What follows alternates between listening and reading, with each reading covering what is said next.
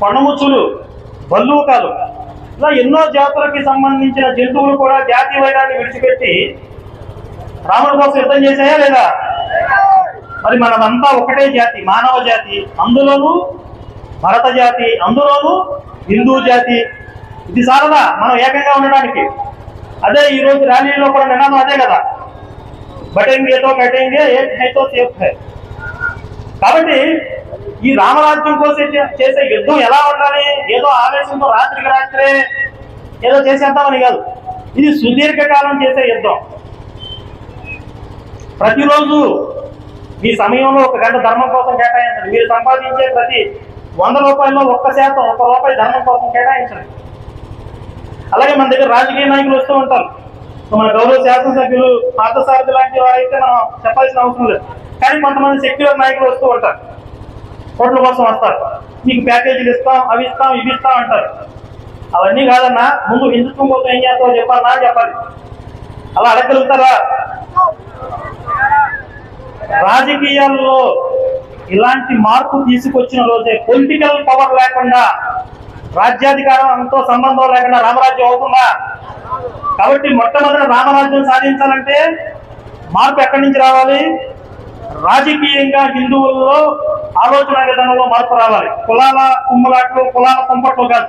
కులాభిమానం ఉండే ఉంచుకోండి, కానీ రాజకీయంగా వచ్చేటప్పటికి ఎవరైతే హిందుత్వం కోసం నిలబడతారో, హిందుత్వం కోసం నేను పోరాడతాను అని ఎవరైతే దమ్ముగా చెప్పగలిగే నాయకుడు ఉంటాడో వాళ్ళకి మాత్రమే మనం ఓటు వేయాలి. ఈరోజే ఒక వీడియో వచ్చింది, నేను అనుకుంటాం, మచిలీపట్నం పక్కన బుద్ధాయిపాలెం అని, అక్కడ శ్రీరామనవమి జరుపుకుంటుంటే కొంతమంది మతం మారిన వాళ్ళు దాడి చేసి ఆ నవమి వేడుక జరుపుకోకుండా అడ్డుపడుతున్నారని చెప్పి. ఇలాంటివి చూసినప్పుడు చాలా చాలా బాధాకరంగా ఉంటుంది. ఒక హిందూ దేశం అయ్యి ఉండి, హిందూ దేశంలో కూడా రామనవమి వేడుకలు జరుపుకుంటుంటే అడ్డంకులేంటి? అంటే ఎక్కడో లోపం ఉంది, ఎక్కడో వీళ్ళకు ఒక ధీమా, ఒక భయం ఉంది. అది రాజకీయంగా మమ్మల్ని బుచ్చగించినట్టు పార్టీలు ఉన్నాయి అని ఒక ధీమా వీళ్ళలో ఉంది. అందుకే ఎలాంటి మార్పు తీసుకురావాలంటే, దేవీ దేవతల మీద, హిందుత్వం మీద దోషణ చేయడం కాదు, అలాంటి ఆలోచన రావాలంటేనే ఉత్సపడే విధంగా అలాంటి చట్టాలను మార్చాల్సిన అవసరం అయితే రాజ్యాంగాన్ని మార్చాల్సిన అవసరం ఉంది. ప్రజల కోసం ప్రభుత్వం అంటారు కదా, ఆ ప్రజలు ఎవరు? భారతదేశంలో ప్రజలు హిందువులే, మెజారిటీ ప్రజలు. కాబట్టి మన మనోభావాలకు అనుగుణంగా రాజ్యాంగం ఉండాలి, మన మనోభావాలకు అనుగుణంగా చట్టాలు ఉండాల్సిందే. ప్రజాస్వామ్యం కూడా మెజారిటీ ప్రజల అభిప్రాయానికి అనుగుణంగా ఉండాల్సిందే. కాబట్టి మెజారిటీ ప్రజలమైనటువంటి మనలో అనైక్యత కారణంగా వీళ్ళ ఆటలు సాగుతున్నాయి. ఇది అర్థం చేసుకుని హిందూ జాతి రాజకీయ ఐక్యతను ప్రదర్శించినప్పుడు ఈ బుజ్జగింపు రాజకీయాలన్నీ కూడా హిందూ మహాసముద్రంలో కలిసిపోతాయి.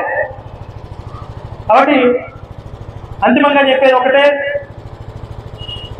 మనం భారతదేశాన్ని సంపూర్ణ హిందూ దేశంగా మార్చుకోవడం తప్ప ఇంకొక మార్గం లేదు. అలా మార్చుకోగలిగినప్పుడే ఈ దేశం సురక్షితంగా ఉంటుంది, ఈ దేశంలో హిందువులు సురక్షితంగా ఉంటారు.